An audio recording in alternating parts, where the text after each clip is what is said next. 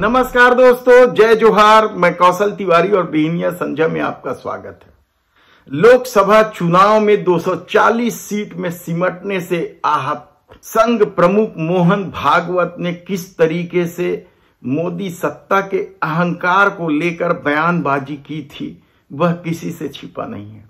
और उसके बाद एक लंबी चुप्पी के बाद कल फिर मोहन भागवत ने अपरोक्ष रूप से देश के प्रधानमंत्री नरेंद्र मोदी पर प्रहार करते हुए भगवान वाली बात को सामने रख दिया, सुपरमैन वाली बात भी सामने रखी। तब सवाल ये है कि क्या आने वाले दिनों में संघ के तेवर और तल्ख होंगे या फिर ये सिर्फ एक तिलमिलाहट है या नौटंकी। हम नौटंकी इसलिए कह रहे हैं क्योंकि लगातार संघ को लेकर जो नैरेटिव गढ़ा जाता है और कहा जाता है कि संघ इस बार नाराज है, यानी हर चुनाव के पहले यह नैरेटिव सेट करने की कोशिश की जाती है कि संघ नाराज है। लेकिन संघ पूरी ईमानदारी से भारतीय जनता पार्टी के लिए ही काम करती है। तब उपचुनाव के नतीजे से क्या संघ सचमुच बौखला गया है या फिर वह एक नैरेटिव सेट करना चाहता है कि उसकी बात सुनी ही नहीं जा रही है और भारतीय जनता पार्टी या मोदी सत्ता की करतूत के लिए संघ कहीं से जिम्मेदार नहीं।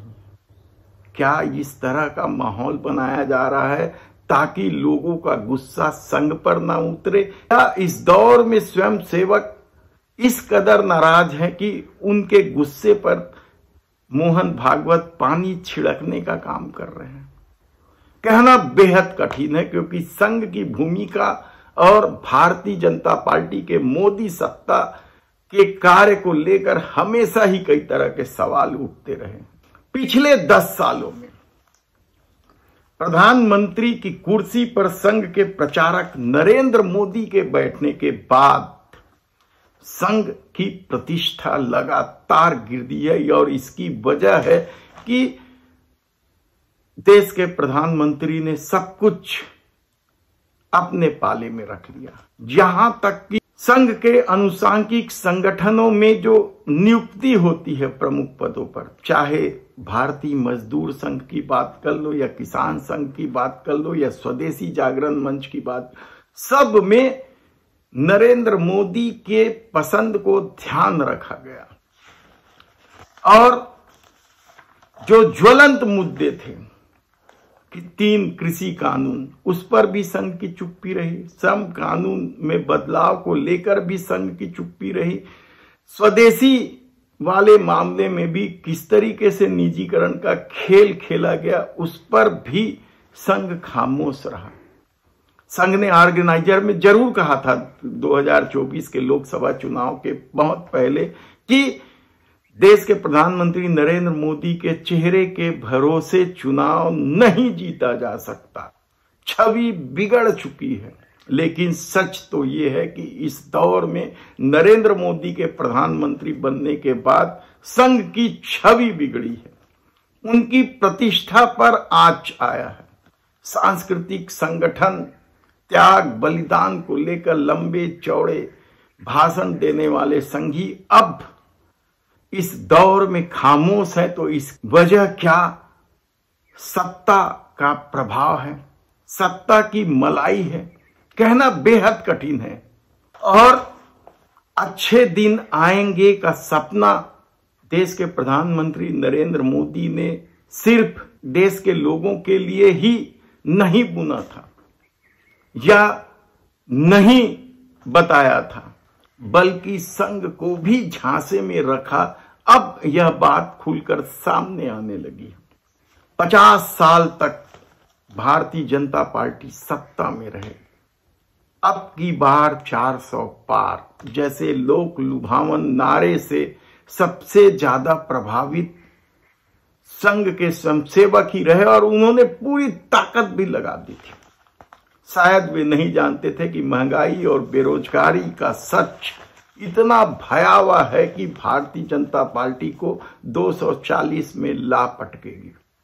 दरअसल देश के प्रधानमंत्री नरेंद्र मोदी ने सत्ता का ऐसा चकाचौंध खड़ा कर दिया था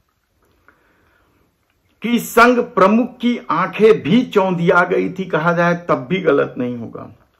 उन्हें सत्ता और कारपोरेट के गठजोड़ से महंगाई और बेरोजगारी से जूझ रहे लोग दिखाई नहीं दे रहे थे। और दूसरी तरफ राहुल गांधी लगातार संघ पर हमलावर थी, चाहे भारत जोड़ो यात्रा की बात हो या भारत जोड़ो न्याय यात्रा की बात हो। जिस तरीके से संघ पर राहुल गांधी ने खुलकर हमला किया था, उसकी भले उस समय परवाह न की हो संघ ने, लेकिन अब जब चुनाव परिणाम सामने आ गए हैं तो स्वयं सेवकों का क्या इस बात को लेकर डर है कि भारतीय जनता पार्टी तो राजनीतिक पार्टी है, और यदि दूसरी पार्टियां सत्ता में आई, इंडिया गठबंधन से जुड़े पार्टियां राज्य में आई या केंद्र में इंडिया गठबंधन की सरकार बन गई, तो सबसे ज्यादा निशाने पर क्या संघ के स्वयंसेवक होंगे। और इस बात से डरे स्वयंसेवक अब खुलकर सामने आ गए हैं और उन्हें ही शांत करने मोहन भागवत अपरोक्ष रूप से देश के प्रधानमंत्री नरेंद्र मोदी पर हमला कर रहे हैं। लेकिन जिस तरीके से इस दौर में संघ की प्रतिष्ठा को ठेस पहुंची है, उसकी छवि बिगड़ी है, तो क्या इसके लिए अकेले मोहन भागवत जिम्मेदार है या फिर वे लोग जो भारतीय जनता पार्टी से तालमेल बिठाने का काम करते हैं, वे लोग जिम्मेदार हैं। हालांकि इस दौर में देश के प्रधानमंत्री नरेंद्र मोदी ने संघ के विस्तार पर खूब काम किया, कहा जाए तब भी गलत नहीं होगा।